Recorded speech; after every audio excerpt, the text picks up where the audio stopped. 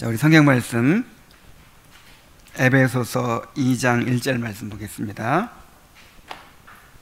에베소서 2장 1절 말씀입니다.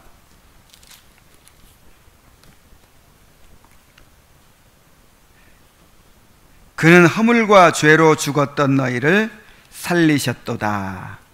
아멘. 자, 이 말씀을 가지고 그리스도를 적용하시는 성령의 역사라는 주제로 이제 제 은혜 방식 제 5장을 더 설교하도록 하겠습니다. 그리스도와의 연합을 이루는 두 끈이 있습니다. 바로 성령과 믿음입니다. 성령은 그리스도 편에서 우리의 영적인 끈이 되십니다. 또 믿음은 우리 편에서 그리스도를 붙잡는 끈입니다. 그래서 성경은 그리스도와의 연합을 성령의 역사로 표현하기도 하고 믿음으로 말미암은 것으로 표현하기도 합니다.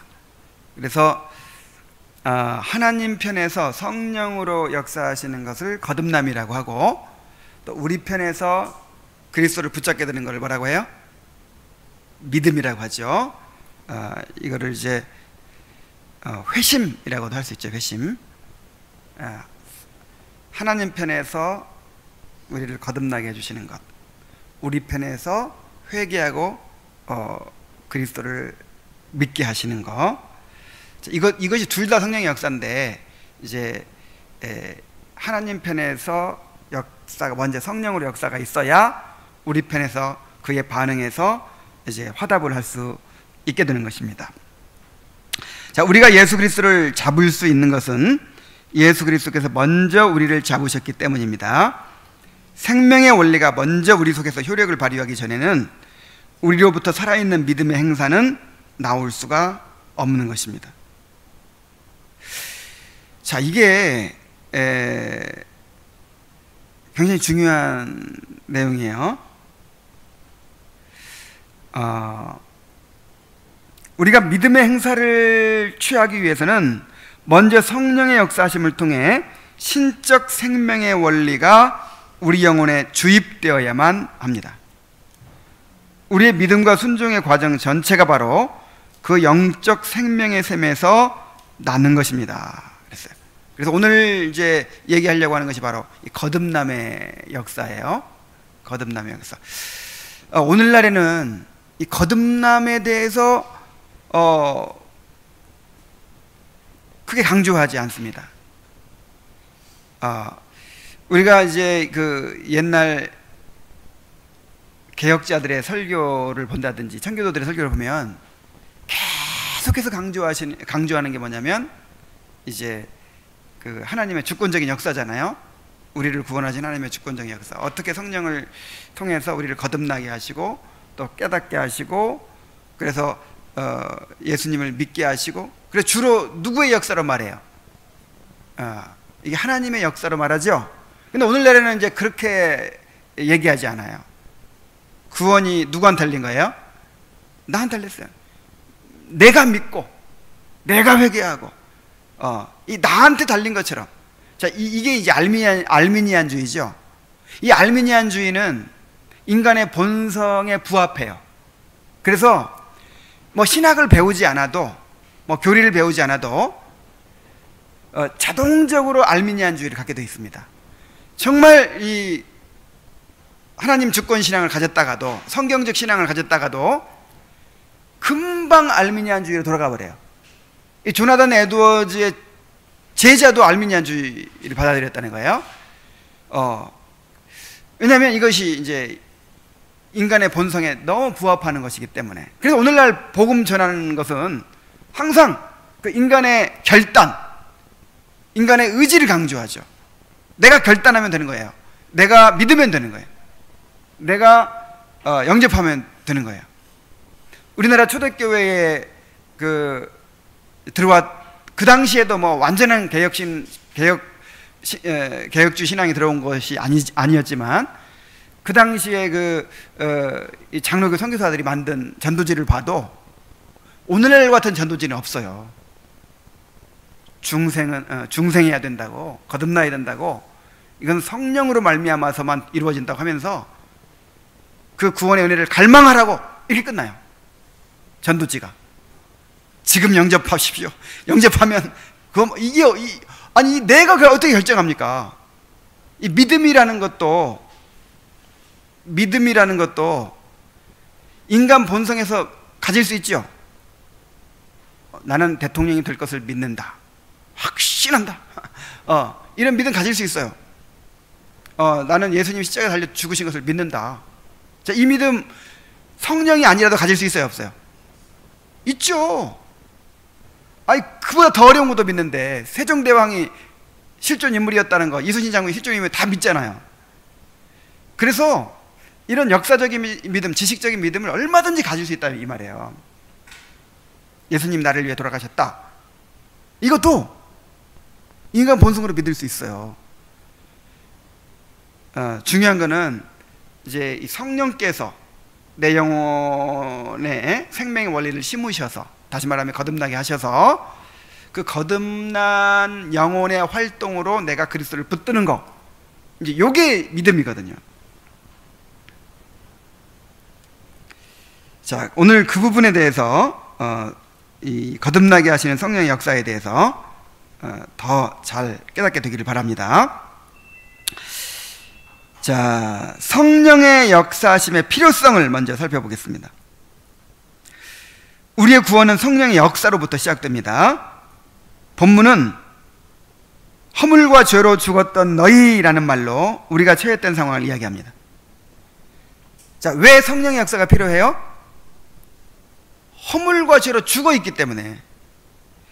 그러니까 왜 알미니안주의가 생겨나냐면 인간의 상태에 대한 이해가 달라서 그래요. 자, 성경은 인간의 영혼이 허물과 죄로 죽었다고 말하거든요. 시체예요, 시체. 자, 시체가 반응할 수 있어요, 없어요? 없어요.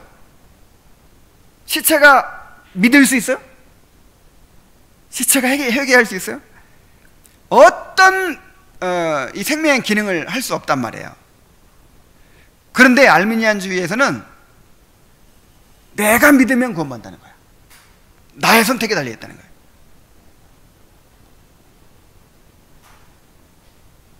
자, 우리는 본성적으로 생명에 속한 어떠한 기능이나 역할도 감당할 수 없을 정도로 무능력할 뿐만 아니라 영적인 모든 것을 완전히 거부하고 있었습니다.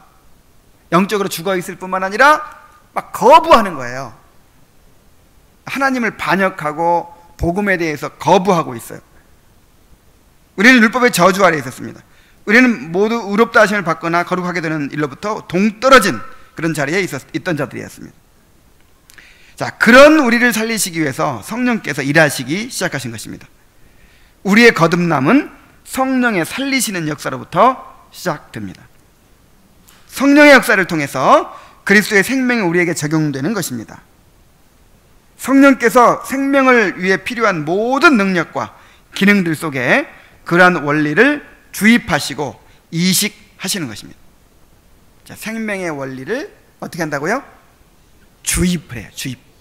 네, 그게 거듭남이에요. 자, 성령의 살리시는 역사가 없다면 우리는 결코 죽은 상태를 면할 수가 없어요. 많은 변화를 나타내고 종교적 삶을 살아가는 것처럼 보여도 성령께서 새로운 영적 생명을 생명으로 살리시지 않으면 여전히 영적으로는 죽은 상태일 수 있습니다. 우리는 교회에 나와가지고 예수님 영접하고 교회에 나와서 술 끊고 담배 끊고 막 가정에서 이제 더 성실해지고 막 기뻐하고 막 그러면 대번에 그냥 뭐 구원받았다고 하죠. 근데 요 정도의 변화는요, 안식교에서도 있고요, 여호와 증인에서도 있고, 신천지에서도 있고, 불교에서도 있다니까요. 요런 이제 인간 본성 차원에서 이 변화되는 요 정도를 가지고, 물론 이제 완전히 알 수는 없죠. 이게 정말 성령에 의해서 회심한 것인지 알 수 없지만은 일단 어떤 조그만 변화만 있으면 뭐 성령 받았다고, 구원 받았다고, 이렇게 이제 아예 확정해 버리는데, 그렇지 않다는 거예요.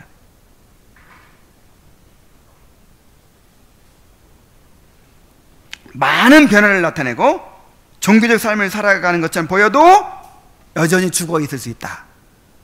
또 영적 변화는 단지 생활의 무질서함을 바로잡는 것으로 일어날 수 있는 것이 아닙니다.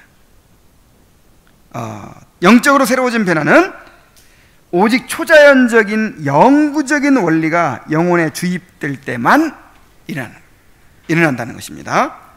또 영적인 변화는 어떤 일들을 자주 반복하여 습관화하는 식으로 얻어지는 것도 아닙니다.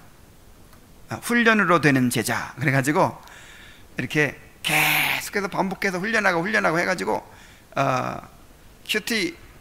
큐티를 3번 하던 사람이 5번 하던 7번, 그 다음에 화를 하루에 한 번씩 내던 사람이 뭐 이제 일주일에 한 번, 그 다음에 일주일에 한 번 내던 사람이 한 달에 한 번, 이렇게 반복해서 계속 그게 습관화하는 식으로 얻어지는 게 아니란 말이에요.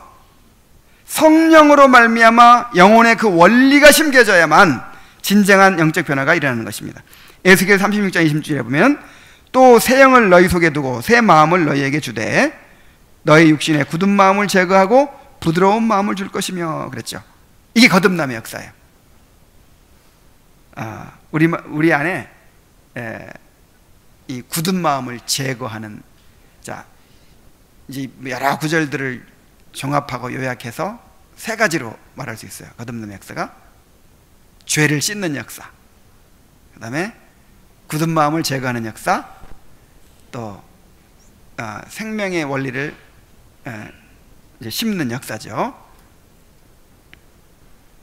자, 이렇게 거듭남을 통해서 이제 영혼이 믿음의 반응을 할 수 있다는 거죠. 자, 그러면 이 거듭남의 특징, 성령의 역사의 특징들을 한번 지금부터 살펴봅니다. 자, 거듭남의 특징. 첫째로, 이것은 영혼의 기능들의 제약을 가하는 것이 아니라 오히려 영혼의 기능들의 은혜와 생명이 부어지는 것입니다. 그랬어요. 우리 영혼의 기능들이 어떤 기능들이 있어요?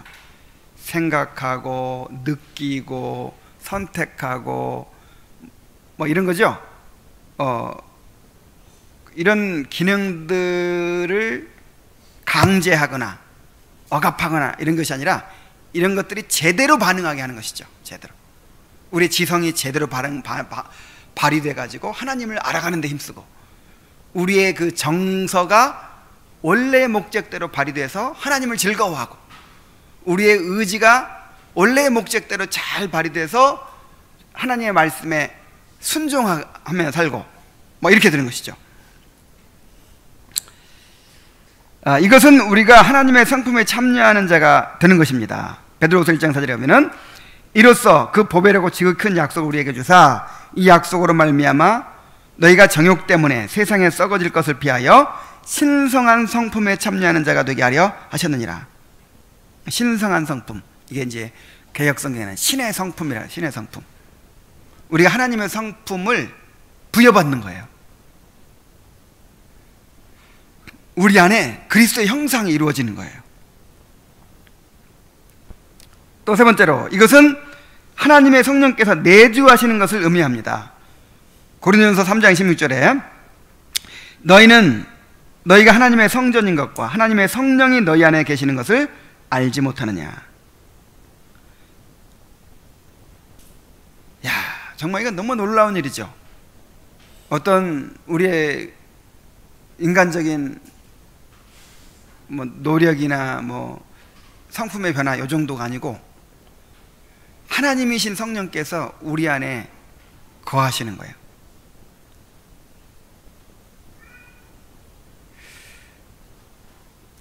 신적 생명은 이 땅에 살아가고 있는 모든 사람들이 누릴 수 있는 모든 것을 완전히 초월하는 탁월한 것입니다. 합리적이고 도덕적인 삶 따위가 감히 상상할 수 있는 것이 아닌 것입니다. 한번 생각해 보세요. 살아계신 하나님이 우리를 집삼고 우리 안에 들어오셨다니까요. 이게 얼마나 놀라운 일이 일어나겠어요. 그러니까 뭐 어떤 인격 수양이라든지 어떤 인간의 노력이라든지 뭐 정말 이런 거를 초월하는 어떤 그런 신령한 변화가 일어날 수밖에 없죠. 네 번째로, 복되신 하나님께서는 우리의 인생을 그리스도 안에서 신의 성품에 종속적으로 연합시키시거나 우리의 인격을 그리스도께 연합시키는 방식을 사용하심으로 하늘의 천사들보다 우리를 더욱 존귀하게 하십니다. 그러니까 그리스도를 우리의 인성을 그리스도와 연합시키거나 또 반대로 우리의 인격을 그리스도께 연합시키는 방식으로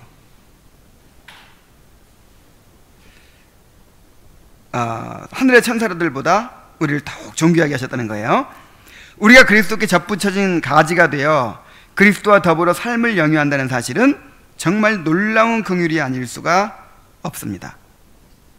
피조물인 우리가 창조주 하나님의 신부가 되는 거예요. 창조주 하나님의 신부가 돼서 연합하게 된다는 것이죠. 우리를 이렇게 그리스도만큼이나 높이시는 것이죠. 그리스도는 우리를 위해 인성을 입으시고 낮아지셨고, 우리는 그리스도로 인해서 그리스도만큼 높아지게 되는 것이죠. 다섯 번째로, 거듭나게 하시는 성령의 역사를 통해 부여되는 이 생명은 정말 유쾌한 것입니다.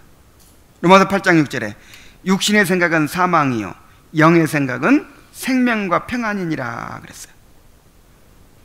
그래서 영적 생명을 누리고 또 평안을 누린다는 것이죠. 영적 생명으로 누리게 되는 즐거움은 오직 거듭난 신자들만이 누릴 수 있는 감격적인 기쁨입니다. 영혼의 거듭남으로부터 시작되지 않은 즐거움은 결코 참되다고 말할 수 없습니다. 여섯 번째로, 거듭난 사람들이 얻는 영적 생명은 점점 자라나야 하는 생명입니다. 처음부터 완전하지 않죠. 그래서 처음에는 분간이 잘 안 될 수도 있어요. 갈라디아서 5장 17절에 보면은 육체의 소욕은 성령을 거스르고 성령은 육체를 거스르나니 이 둘이 서로 대적하므로 너희가 원하는 것을 하지 못하게 하려 함이니라 그랬어요. 우리 안에 성령께서 들어오셨지만 또 새로운 본성이 심겨졌지만 이제 우리 안에 옛 본성이 남아있기 때문에 서로 이 둘이 대적해가지고 끊임없이 갈등이 일어나게 되죠. 또 고린도후서 4장 16절에 보면은 우리의 겉사람은 낡아지나 우리의 속사람은 날로 새로워지는도다 그랬고, 베드로후서 3장 18절에는 오직 우리 주 예수 그리스도로 그리스도의 은혜와 그를 아는 지식에 자라가라 그랬고, 그래서 점점 새로워지고 점점 자라가는 거죠. 근데 잠언 4장 18절에 보면은 의인의 길은 돋는 햇볕 같아서 크게 빛나 한낮의 광명에 이르거니와 그랬어요. 자, 해가 처음에 떠오를 때는 이제 어두컴컴해서 이제 빛이 이게 생기기 시작하는데 점점 밝아지죠. 그래 나중에 한낮이 되는 것처럼 이 성령의 역사도 똑같다는 거예요. 처음에 긴가민가해요. 이 사람이 거듭난 사람이 맞나? 긴가민가해. 근데 점점 그 빛이 밝아져 가지고 원만한 광명에 이르게 돼요. 처음에는 막 변화됐다고 막 그냥 울고불고 하고 간증하고 막 그러더니 나중에 보니까 그냥 냉랭하고 안일하게 그냥 살아가는 거예요. 이럴 수가 없다는 거죠. 은혜가 증진되는 거예요. 점점 빛나서 원만한 광명에 이르게 되는 것이죠. 자, 다음으로 거듭난 영혼 안에서 그 씨앗은 영원히 존재할 것입니다. 그러니까 한 번 거듭나면 그것이 없어진다는 거예요, 안 없어진다는 거예요? 없어질 수가 없다는 거죠. 은사는 상실될 수 있지만 은혜는 상실될 수 없습니다. 몸과 영혼은 분리될 수 있어도 은혜는 분리될 수 없습니다. 모든 것들이 우리를 떠나간다고 해도 은혜는 결코 우리를 떠나지 않습니다. 한번 하나님께서 우리 안에 생명의 원리를 심어주시면 그거는 새 창조이기 때문에 이거는 결코 변할 수가 없다는 거죠. 자, 여덟 번째로 우리를 살리시는 성령의 역사하심은 매우 신비롭게 이루어집니다. 요한복음 3장 8절에 가면은 바람이 임의로 불매 내가 그 소리는 들어도 어디서 와서 어디로 가는지 알지 못하나니 성령으로 나는 사람도 다 그러하니라. 그러니까 언제 거듭났는지 어떻게 그런 일이 일어나는지 우리가 알 수가 없어요. 다만 바람이 샥 불면 그 바람이 안 보여요. 어디서 왔다 어디로 가는지 안 보이지만 나뭇잎이 흔들리죠. 그러면 아, 바람이 불었구나 하는 것처럼 언제 거듭났는지 어떻게 해서 그런 변화가 일어났는지 알 수 없지만 어떤 사람이 어떤 성령께서 일으키시는 어떤 변화가 일어나는 거예요. 성화의 열매가 맺혀지는 거예요. 그런 걸 통해서 그 사람이 거듭났다는 걸 알 수 있게 되죠.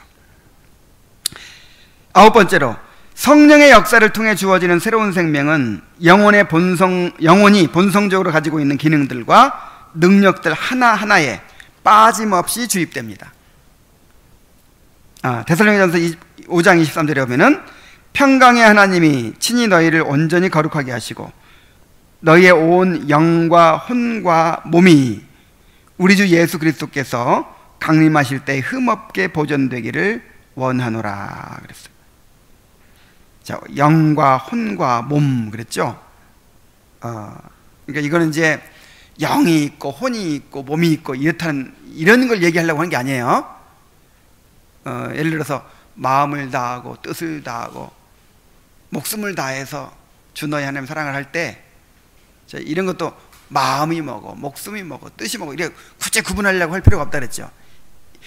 또 딴 데 보면은 힘을 다하라는 말도 있고 성품을 다하라는 말도 있어요. 그러니까 여기 하나하나 구분해서 이렇게 이해할 것이 아니라 전인을 다해서 하라는 말이거든요. 이 말도 마찬가지예요. 영과 혼과 몸 이것도 우리 영혼의 전 기능, 우리 삶의 전 부분들을 역사하신다는 거죠. 그래서 이 구절을 통해서 삼분설을 주장하는 사람들이 있거든요. 그럼 삼분설 주장하려면 이런 건 그럼 어떻게 해석해야 돼요?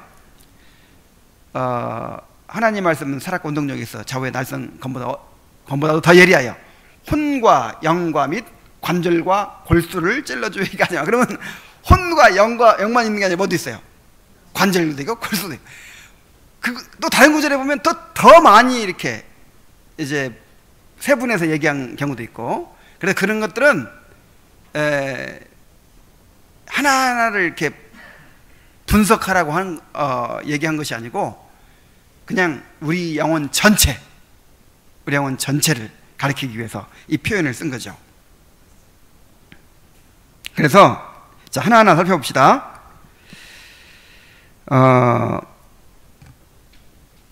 완전하고 통합적인 충만함을 입은 영혼이 바로 새로운 피조물이 된다 그거예요. 그러니까 아까도 얘기했듯이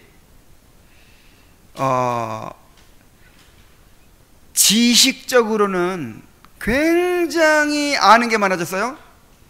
근데 이 정서 자체는 감정은 전혀 변화가 없어. 또 감정적으로는 막 뜨겁고 충만하고 울고불고 하는데 실제로 행동하는 건 없어. 자, 이럴 수가 없다는 거죠. 우리의 지성과 감정과 의지, 모든 관계, 우리의 동기와 목적 모든 부분에서 전체적인 변화를 일으킨다는 거예요. 자, 먼저 새 생명은 사람들의 이지, 이 지성을 변화시키죠. 이지 속에 빛이 됩니다.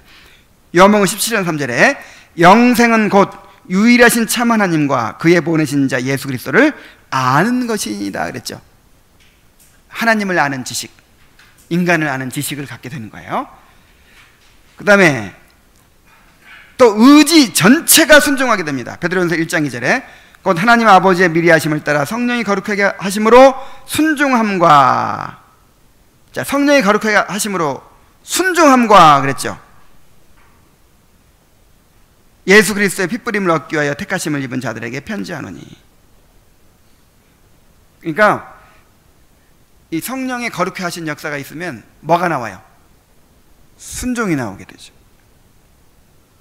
또 정서 전체가 하늘에 속한 품격과 온유함을 잊게 됩니다. 그러므로 너희가 그리스도와 함께 다시 살리심을 받았으면 위의 것을 찾으라. 거기는 그리스도께서 하나님 우편에 앉아 계시느니라. 위의 것을 생각하고 땅의 것을 생각하지 말라. 여기서 찾으라, 생각하라 하는 것은 단지 그냥 지식적인 걸 얘기하는 것이 아니고 갈망하는 거죠. 갈망, 사모하고 갈망하고 정서적으로 추구하는 것을 말하는 거예요. 자, 이렇게 진정으로 거듭난 사람들은 지성과 감정과 의지, 그러니까 전체적으로 통합적으로 변화되는 데 반해서 외식자들이 보여주는 변화는 이와 차이가 있습니다. 거듭난 영혼이 하나의 원리 아래 모든 기능과 정서가 새로움을 입는 것과는 달리 외식자들이 보이는 변화는 이처럼 영혼 전체의 영향을 미치지 못합니다. 몇 가지의 악이 개선된 것처럼 보이지만 사실상 전체적인 그들의 삶의 경로에는 전혀 변화가 없는 것입니다. 부분적으로만 변화가 일어나는 거죠. 자, 9번째로 영적 생명의 주입은 창조 때처럼 즉각적으로 이루어집니다. 한순간에 어둠에서 빛을 비치게 하셨던 그 창조적 능력이 우리 마음에 비추이는 것입니다.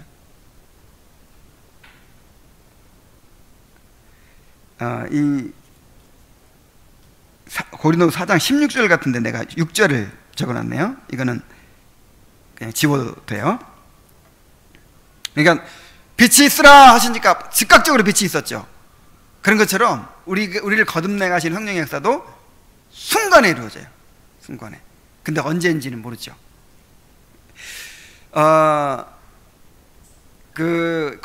하나님 편에서 역사하시는 거듭남의 역사는 주권적이기 때문에 순간에 이루어집니다.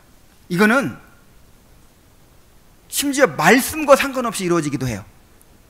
말씀과 상관없이. 예를 들어서 뱃속에 있는 태아도 거듭날 수 있어요. 이건 우리 인간의 어떤 의지와 전혀 상관없이 하나님의 주권적인 역사이기 때문에 이건 말씀과 상관없이도 심지어 뱃속에 있는 태아도 하나님께서 거듭나게 하실 수 있어요. 그래서 뱃속에서 태어나자마자 거듭난 사람 있죠? 누구예요? 세례요한 같은 사람. 그런데 이제 거듭났으면 반드시 뭐 하게 돼 있죠? 회개하고 믿게 돼 있죠. 다시 말하면 회심하게 돼 있죠. 근데 회심은 이제 우리의 의지와 우리의 감정과 우리의 지식이 다 이제 사용이 되어져서 이루어지는 것이기 때문에 어떤 과정이 있어요. 과정. 회심이 이루어지는 과정이 있습니다.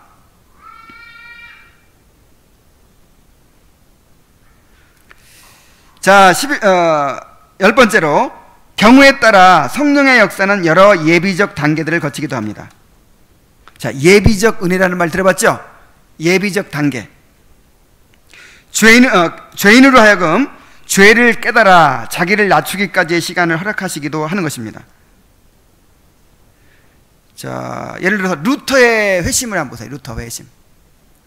루터는 이 복음을 깨닫고 회심하게 되기까지 정말 죽도록 고생을 했죠. 만약에 조금만 늦게 깨달았으면 죽었을 거라고 해요. 얼마나 괴로워하고 얼마나 밤을 지새우고 금식을 밥 먹듯이 하고 얼마나 그렇게 고해를 하고 자기의 죄 때문에 괴로워했는지. 이 존 버녀는 거의 요즘으로 보면 그게 거의 정신분열증이에요. 정신분열증 증상이 나타날 정도까지 그렇게 자기 죄 때문에 괴로워하고 자신이 버림받을까 봐 두려워하고 그런 이제 그 기간을 보냈어요. 그렇게 구원받은 사람들이 많죠. 그래가지고 이제 좀 극단적인 사람들은 이거를 아주 필수적인 어떤 이제 구원받기 위해서 반드시 거쳐야 하는 필수적인 단계로 설명을 합니다. 그래서 뭐 4단계가 있고 무슨 뭐 심지어 12단계가 있고 막 이렇게 이제 구원받기 위해서 거쳐야 할 단계가 있다는 거예요. 당신 보니까 아직 1단계도 못 왔어. 막 이런 식으로. 그래서 여러분, 이거는 우리가 어떻게 이해를 해야 되냐면, 여기서 잘 얘기해 준 것 같아요. 경우에 따라 그랬죠. 경우에 따라. 그러니까 이것이 모든 사람에게 획일적으로 다 그렇게 되는 건 아니다 이 말이죠. 예를 들어 조나단 에드워즈는 어떻게 구원받은 줄 아세요? 그 디모데 갑자기 생각이 안 나네. 그러니까 보이지 아니하시고 홀로 하나이신 하나님께 권세 영광이 세세토 무궁토록 있을지어다. 이 말씀을 보면서 이제 이 사람이 회심을 했거든요. 그런 예비적 단계 뭐 이런 건 거치지 않았어요. 그래서 그 중생과 회심의 역사가 이 하나님의 은혜, 주권적 은혜에서 비롯되는 것이기 때문에 어떤 사람은 이런 예비적 단계를 거쳐서 이루어지기도 하고, 어떤 사람은 그냥 뭐 그런 게 별로 없었던 것 같은데 갑자기 이렇게 회심을 하기도 하고 그래요. 근데 공통점은 뭐냐? 나중에라도 죄를 깊이 깨닫게 되는 것은 이건 필수예요. 조나단 에드워즈도 그렇게 구원받았는데 나중에 점점 자신의 죄를 깊이 보게 되는 거예요. 이 죄를 깊이 보게 된다는 그 결론은 다 똑같습니다. 자, 다음으로 이제 큰 세 번째로 성령으로 거듭나게 하시는 목적이 무엇입니까? 거듭나게 하시는 목적. 첫째, 하나님께서 성령의 살리시는 역사를 통해 우리로 하여금 순종의 삶을 살게 하십니다. 자, 왜 거듭나게 하신다고요? 순종이 목적이에요. 거듭나지 않으면 순종이 안 되기 때문에, 우리의 본성 가지고는 완전한 순종을 할 수 없기 때문에, 율법을 지킬 수가 없기 때문에, 그래서 이제 율법에 순종하도록 하기 위해서 거듭나게 하시는 거예요. 하나님을 영원롭게 하고 내세의 삶 속에서 하나님을 즐거워하게 하려는 것이 성령님의 역사의 목적과 의도인 것입니다. 에스겔서 36장 27절에 보면은 또 내 영을 너희 속에 두어 너희로 내 율례를 행하게 하리니 너희가 내 규례를 지켜 행할지라. 자, 하나님께서 성령을 우리 안에 주셔서 우리로 하여금 하나님의 율법을 행하게 하신다는 거예요. 행하게. 그 결과로 너희가 내 규례를 지켜 행할지라 그랬잖아요. 이것이 거듭남의 목적이에요. 그 다음에가 아니라 이제 그걸 계속 설명하는 것입니다. 순종이 목적이라는 사실을. 진실한 행실의 열매는 내면의 원리가 정서와 조화를 이룸으로 나오는 것입니다. 그러니까 외적으로 억지로 지키려고 해가지고 되는 것이 아니라 이 말이죠. 정말 이 내적으로 주님의 율법에 순종하고자 하는 마음이 있어야죠. 하나님을 향해 진정 줄이고 목말라 하는 간절함을 가질 수 있는 사람들은 내면의 은혜가 주입된 사람들 뿐입니다. 영적 생명으로부터 나오는 순종은 매우 큰 탁월성을 지닙니다. 왜냐하면 순종이란 즐겁고 기꺼운 자원하는 마음을 가진 것이기 때문입니다. 억지로 마지못해 하는 순종은 참된 순종이라고 할 수가 없습니다. 여러 영적 의무들을 매우 무거운 압박으로 느낀다면 그가 신앙 고백자라 할지라도 은혜를 받은 사람이라고 말하기는 어려울 것입니다. 그러니까 우리의 그 경건의 의무들, 이런 것들이 짐이에요? 아니면 은혜의 수단이에요. 내가 은혜를 누리고 기쁨을 누리는 수단이죠. 그런데 그게 거듭난 사람의 증거라 이 말이죠. 거듭난 사람의 증거. 아, 오늘도 수요기도에 말씀 듣는 날이구나.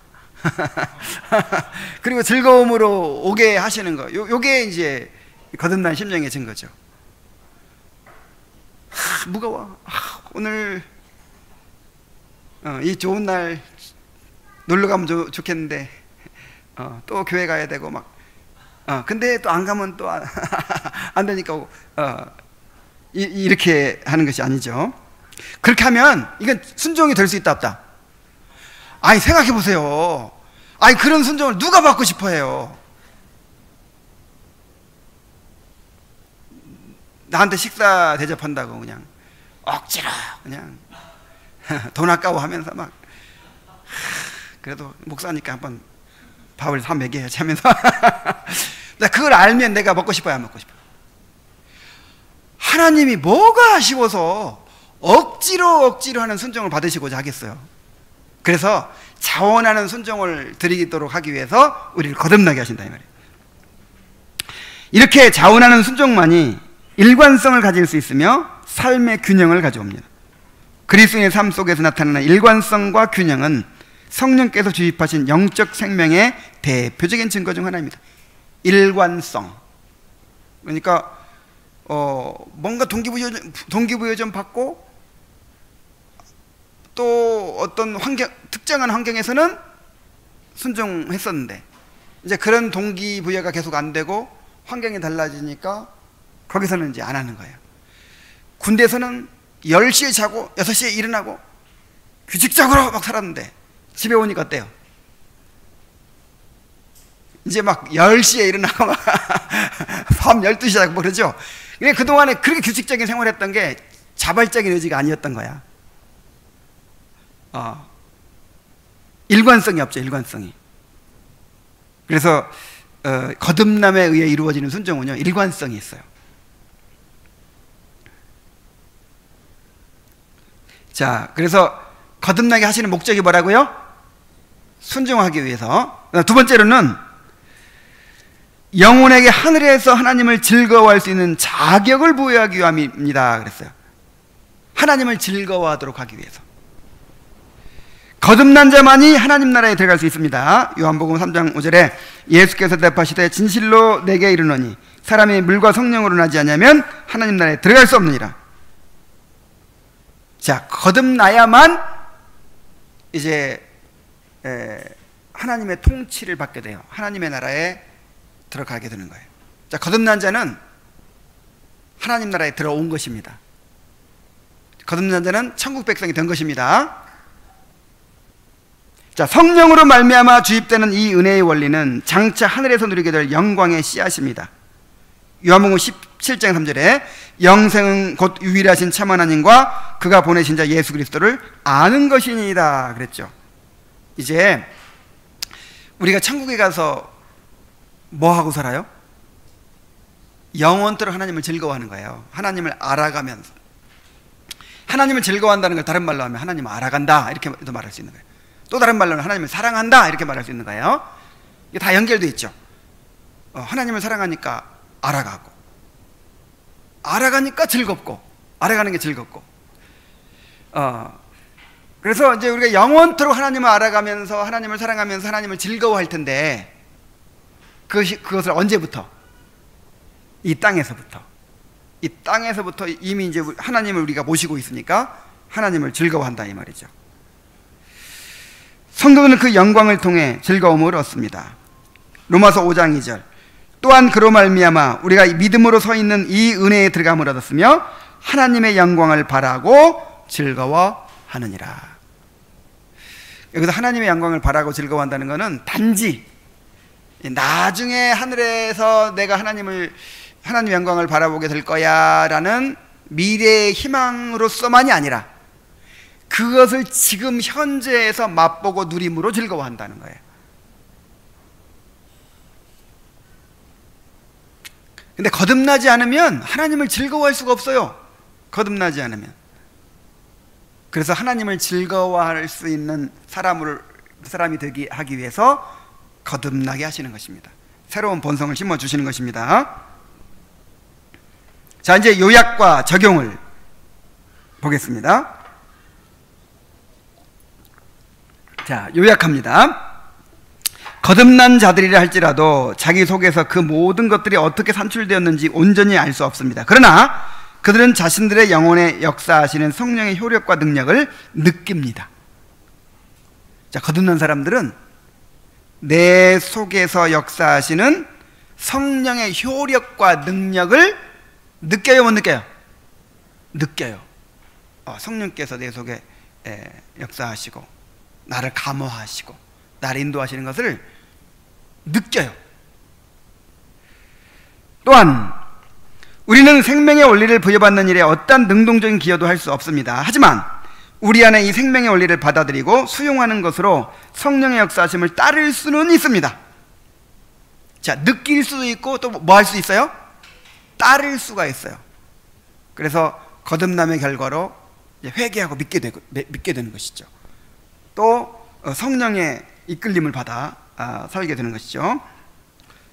영혼 속의 영적 원리를 산출하는 데 있어서 우리가 아무런 역할도 할 수 없지만 성화의 과정에 있어서 우리가 성령의 역사심에 대해서 부응할 수가 있는 것입니다. 자, 세 번째로는 만일 우리의 본성이 이 영적 생명을 스스로 얻어낼 수 있다면 천성이 선하고 매우 도덕적인 사람이 가장 먼저 그 생명을 얻을 것입니다. 하지만 현실은 그렇지 않습니다. 가장 악한 본성을 타고난 사람이 가장 훌륭하다고 여겨지는 사람들보다 더 빨리 살리심을 받는 일을 우리는 얼마나 자주 보게 되는지 모릅니다. 예를 들어서 부자 청년과 삭개오를 보세요. 이 부자 청년은 요즘 부자 청년 우리 교회에 왔다 그러면 장로님 세워야 돼. 와, 하나님의 율법을 자기 나름대로 다 지켰고 그 다음에 모든 의무에 부족함이 없어요. 그리고 뭐든지 그냥 순종하려고 하는 의지가 있고 순종할 수 있다는 자신감이 있어요. 어떻게 하여야 영생을 얻으리까? 알림만 주세요. 다 해버리게. 다 해버릴 테니까. 내가 노력하는 거 한 가지는 내가 자신 있다고 이렇게 생각하는. 그러니까 얼마나 모범적인 거예요. 근데 거듭나지 못했죠. 구원은 그런 게 아니잖아요. 내가 깨어지는 건데, 자기 의가 깨어지는 건데. 그래서 깨뜨리시려고 예수님이 재산을 다 팔아 가난한 자들에게 주고 나를 쫓으라. 그런데 재물이 많아서 근심하고 돌아갔죠. 그걸 보고 예수님께서 하시는 말씀이 부자가 천국에 들어가는 기회가 얼마나 어려운지, 약대가 바늘기로 들어가는 것보다 더 어렵다, 거의 불가능하다. 그럼 제자들이 아유 그럼 누가 구원을 받을 수 있겠습니까? 그러니까 뭐라 그랬어요?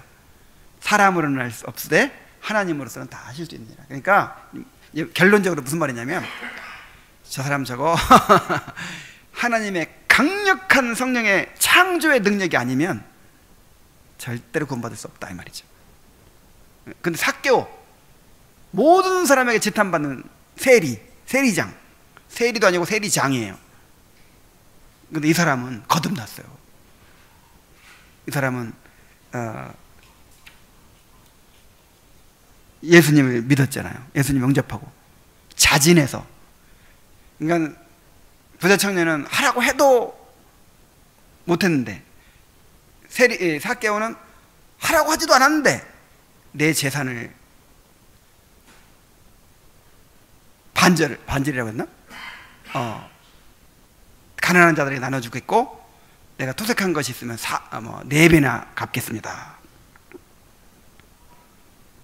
인간은 결코 그리스도를 스스로 영접할 수 없습니다. 그리스도를 영접하기 위해서는 무엇보다 세상에 대하여 가지고 있던 육신적인 소망을 끊어버려야 되고 이를 위해 우리의 본성적이고 죄악적인 자아를 포기해야 됩니다. 그러나 우리의 부패한 본성은 절대로 그렇게 할 수 없습니다. 초자연적인 원리가 사망의 법에서 우리의 영혼을 해방시키지 않는 한 우리는 그 본성을 떠날 수가 없습니다.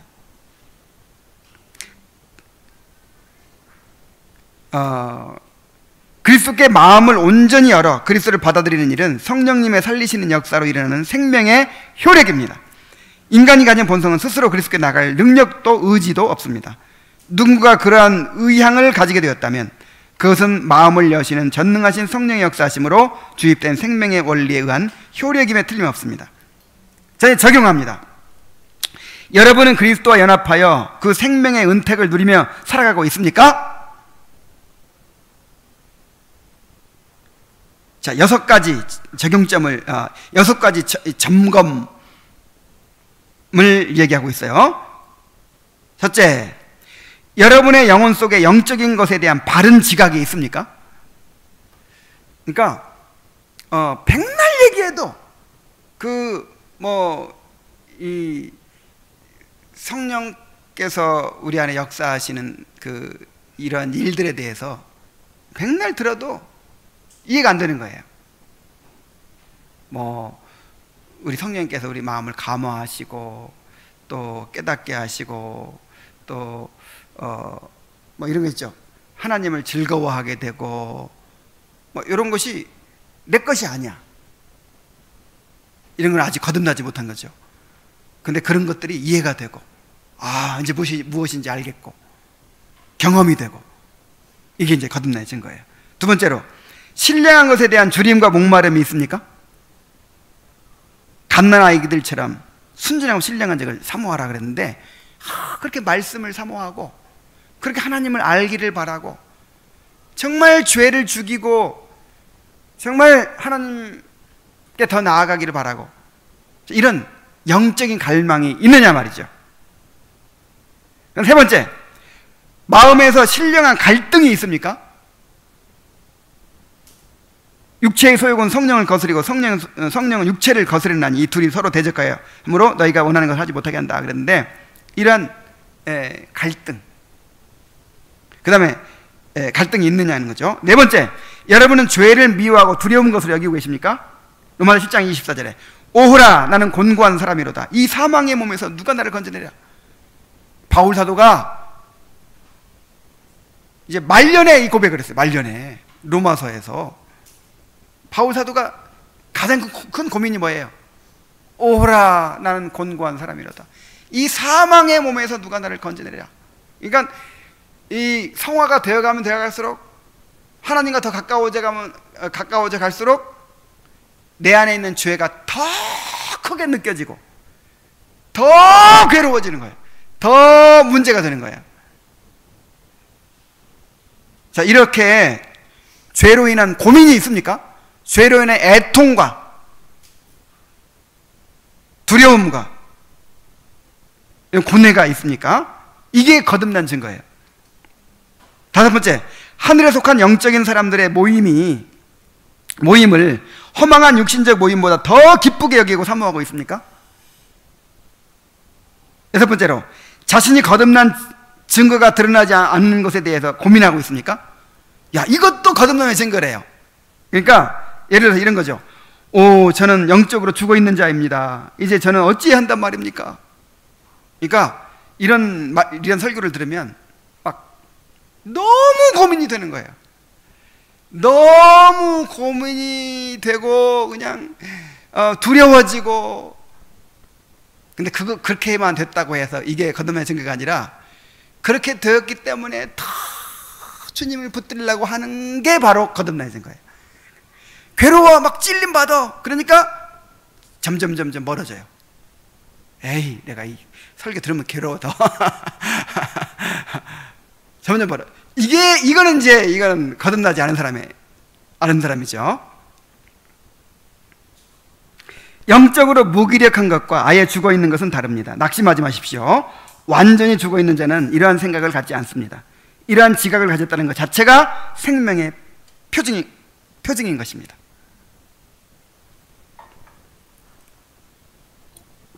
자, 이제 마지막으로, 자, 이 장을 통해서 우리가 신앙의 여러 개념들을 정립할 수가 있는데, 지금부터 잘 들어보십시오.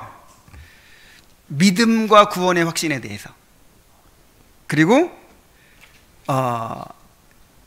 이 성령께서 이루시는 성화의 열매에 대해서, 그리고 올바른 복음의 메시지에 대해서 우리가 바른 개념을 여기서 정립할 수 있어요. 첫째로 믿음과 구원의 확신에 대해서 우리가 바른 개념을 가질 수 있습니다. 오늘날 교회 안에 믿음과 확신에 대한 잘못된 개념이 만연되어 있어요. 믿음을 내 의지의 문제로 생각합니다.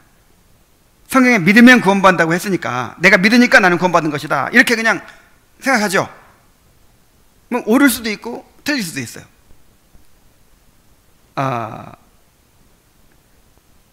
왜 그렇죠? 그것이 거듭난 영혼이 그리스도를 붙드는 그런 것이라면 이제 맞는 것이지만은 내 그냥 의지에서 나온 것일 수도 있다 이 말이죠. 그래서 정말 아까 점검하라는 내용들처럼 이런 성령의 역사가 있는가를 살펴야 되는 것이죠. 그리고 믿음과 확신을 동일한 것으로 생각합니다. 확신을 갖는 것이 곧 믿는 것이라고 생각하는 거죠. 그래서 확신을 심어주려고 하고 확신이 흔들리는 것을 두려워해요. 자, 그러나 믿음은 자신의 의지의 문제가 아니라 성령의 역사로 생겨나는 것입니다. 내가 믿는다고 해도 내 안에 성령의 유효한 역사가 없다면 그 믿음이 성령으로부터 온 것이 아니라 내 자신이 만들어낸 것일 수도 있어요. 그리고 확신을 가졌다고 믿음이 있는 것이 아니죠. 확신은 믿음의 열매입니다. 그래서 확신이 없어도 믿음이 있을 수 있고, 또 확신이 있는데 믿음이 아닐 수도 있어요. 확신이 있다가도 흔들릴 수 있어요. 확신은 가변적인 것입니다. 만일 육신적으로 살아가는데도, 육신적으로 안일하게 살아가는데도 확신이 흔들리지 않아요. 100% 가짜 확신이에요. 나침반이 남북을 가리키는 바늘이 떨지 않으면 기능을 상실하는 거예요. 항상 남북을 정확하게 딱 가르치는 거예요. 흔들림 없이. 그러면 이 나침반 버려야 돼요. 우리 확신이 이와 같아요. 내가 죄 가운데 있다든지 은혜의 수준이 낮아지면 확신이 흔들리게 돼 있어요. 이게 살아있는 확신이에요.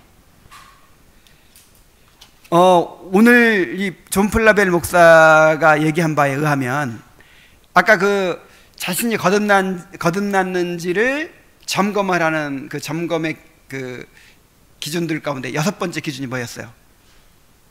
나는 거듭나지 못한 것 같아요.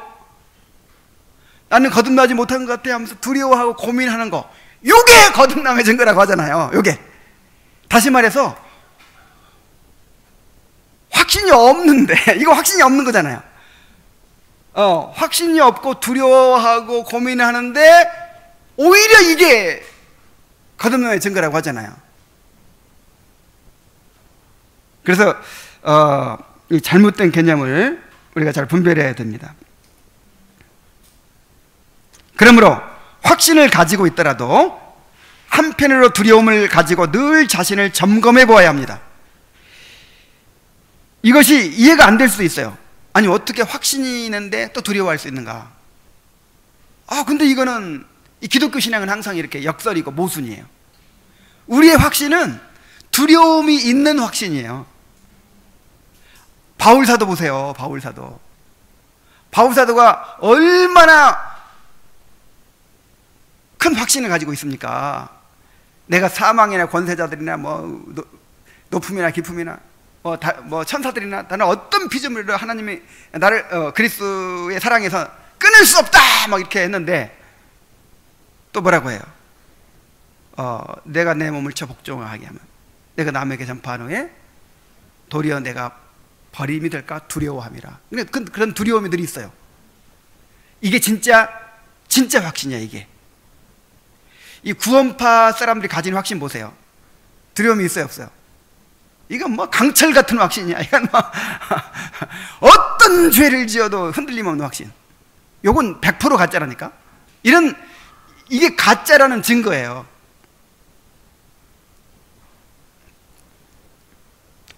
자, 그리고 또 한 가지는 이제, 그래서 이 믿음과 확신에 대해서 우리가 바로 정립을 해야 되고요. 그 다음에 성화의 열매에 대해서.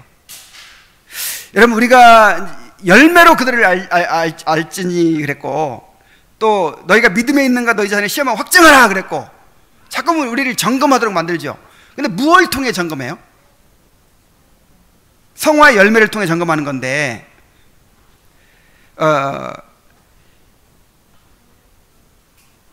사람들이 여기에 대해서 오해하기가 쉽다 이 말이에요.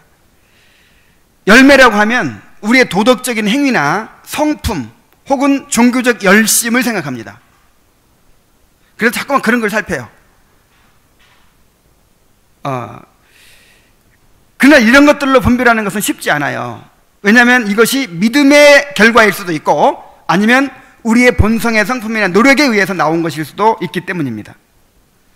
그래서 성화의 열매는 바로 우리의 행위에서 나온 우리의 행위의 결과물을 말하는 것이 아니고, 성령께서 역사하심으로 일어나는 어떤 변화를 말하는 거예요. 그 영적인 변화를 말하는 거예요. 그러니까 죄에 대한 인식. 전에는 내가 죄를 그렇게 두려워하지 않고 그렇게 심각하게 여기지 못했는데, 내 죄가 이렇게 큰지 몰랐는데, 죄 때문에 내가 너무너무 고통을 당하는 거예요. 애통하는 자가 된 거예요. 영적인 갈망이 생겼어요. 영적인 갈망. 그렇게 하나님을 알고 싶고, 그렇게 말씀을 사모하게 되고, 이런 영적인 갈망. 또 그리스도께 대한 사랑. 그리스도가 그렇게 사랑스럽게 느껴지고 너무 소중하게 느껴지고, 또 그리스도의 지체인 성도들에 대한 사랑. 정말 그리스도 안에서 지체가 된 성도들이 그렇게 사랑스럽고, 그래서 여기 그 존 플라벨이 제시한 6가지 점검 목록을 보세요. 어떤 도덕적 행위를 말하고 있지 않죠? 그래서 열매로 알지라 그럼 막 거부감부터 갔죠. 그럼 행위로 구원받는다는 것이냐? 그게 아니라 은혜로 값없이 구원받은 사람은 그런 성령께서 내 안에서 이루시는 그런 어떤 영적인 움직임이 있는 거죠. 생명의 활동이 있는 거죠. 그런 것들이 있는지 점검해야 된단 말이에요. 그리고 만약에 없으면 어떻게 해요? 은혜 안에 거해야죠. 은혜를 더 붙들어야죠. 그래서 내 은혜가 풍성해질 때 그런 것들이 더 크게 드러나게 되니까. 그리고 이제 한 가지만 더 얘기하면, 이 올바른 복음 메시지에 대해서 우리가 또 생각해 볼 수 있어요. 자, 이렇게 확신을 흔들어 놓고 두려움을 주고 자기를 점검하게 하는 설교에 대해서 싫어하는 사람들이 있어요. 싫어하는 사람들이 아니라, 이거는 인간의 그 본성적으로는 이게 거부감이 들 수밖에 없어요. 자꾸만 위로해줘야지. 하나님 당신 사랑하십니다. 당신은 구원받았습니다. 절대로 당신은 안전합니다. 자꾸만 이렇게 당신 하나님 복 주실 것입니다. 뭔가 좀 교회 위로받으러 왔는데 힘을 얻으러 왔는데 자꾸만 막 들쑤셔가지고 그냥 이렇게 흔들어 놓고 두렵게 만들고 막 확신을 흔들고 막 그런단 말이에요. 그래서 이걸 싫어해요. 거부감을 가져요.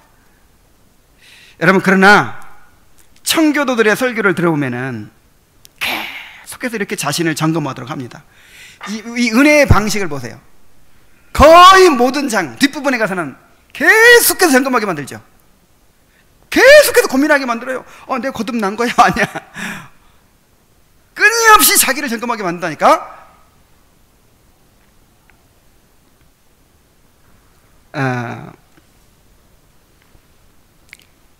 왜 그렇게 하죠? 성경이 그렇게 하고 있기 때문입니다. 성경이.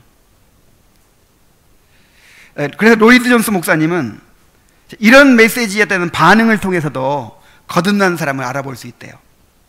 그러니까 막 이 위선자들, 그러니까 정말 열심히 교회 다니지만 아직 거듭나지 못한 사람들이 제일 싫어하는 설교가 거듭남에 대한 설교래요. 뭘 해라 그럼 차라리 할 수나 있게 해버리면 되는데, 이건 난 달린 것도 아닌데 뭐 거듭나야 된다고 막 하면 이건 도대체 너무 힘들어요. 내가 거듭나지 못한 것이 드러나니까. 거듭남에 대한 설교, 또 자기를 점검하도록 하는 설교, 또 성화의 열매에 대한 설교, 이런 것들을, 또 죄를 책망하는 설교, 이렇게 자꾸 찌르고 흔들어 놓고 두려움을 주는 이런 설교를 싫어한다는 거예요. 근데 반대로 거듭난 사람들은 이런 설교를 좋아한답니다. 좋아하는 척 하세요. 정말 나를 깨워주기 때문에, 깨워주고 또 나를 경성하게 만들고, 그러니까 아프지만 시원해요. 자, 무슨 얘기인지 아시겠죠? 아프지만 시원하고 달콤하고.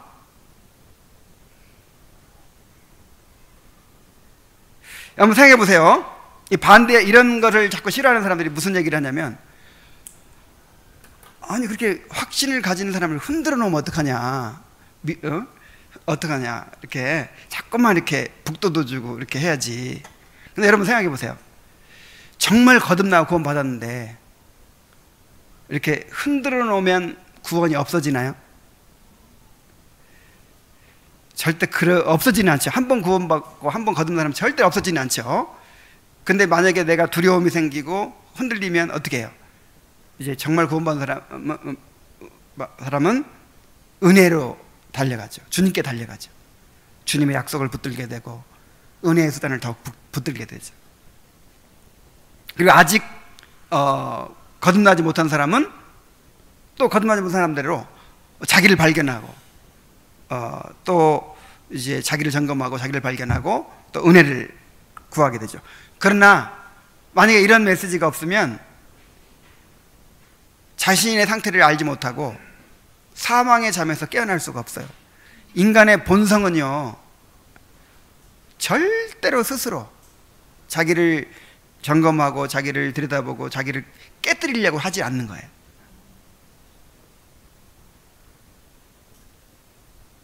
그래서 지난번에 우리가 살펴봤던 복음사역 제4장에서 복음의 칼은 단단히 굳어있고 둔한 양심을 찔러 상처를 내어 오랫동안 쌓아왔던 육적이며 허망한 이론들과 상상들을 무너뜨릴 수 있는 능력을 발휘합니다. 그랬어요. 양심을 찔러 상처를 내는 거래요. 복음이라고 하는 것이 항상 그냥 예수님이 우리를 사랑하신다 이런 것만 복음이 아니라 이 말이에요. 양심을 찔러서 상처를 내는 거래요. 그래야 은혜를 받죠. 그래서 음악을 듣듯이 설교를 들은 사람들 있죠. 에레미야 시대. 그런 사람이 되어서는 안 됩니다. 찔림을 받고 회개하고자 하는 마음으로 설교를 들어야 돼요. 설교는 항상 불편한 거예요. 물론 이제 성경에는 위로의 말씀도 있죠. 그러나 또 때때로 우리가 찔림을 받고 자기를 점검하고 경성하게 하는 이런 메시지가 필요한 것입니다. 기도하겠습니다. 하나님 아버지, 우리를 거듭나게 하시는 성령의 역사에 대해서 살펴볼 수 있게 해주셔서 감사드립니다. 아버지 하나님, 참으로 우리를 성령의 역사를 통해 거듭나게 해주시고 우리에게 믿음의 선물을 주셔서 그리스도를 붙들게 하시니 감사드립니다.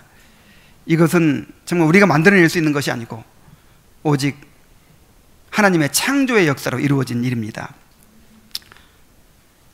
정말로 감사드리며 우리 안에 은혜가 더욱 증진되어서 이러한 거듭남의 증거들이 더욱 분명하게 드러날 수 있도록 인도하여 주옵소서.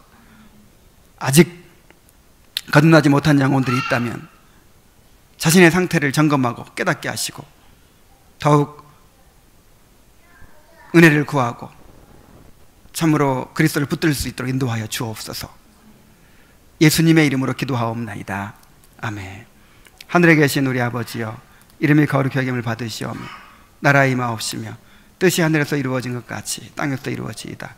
오늘날 우리에게 일용할 양식을 주옵시고 우리가 우리에게 죄 지은 자를 사하여 준 것 같이 우리 죄를 사하여 주옵시고 우리를 시험에 들지 말게 하옵시며 다만 악에서 구하옵소서. 대개 나라와 권세와 영광이 아버지께 영원히 싸움나이다. 아멘. 자,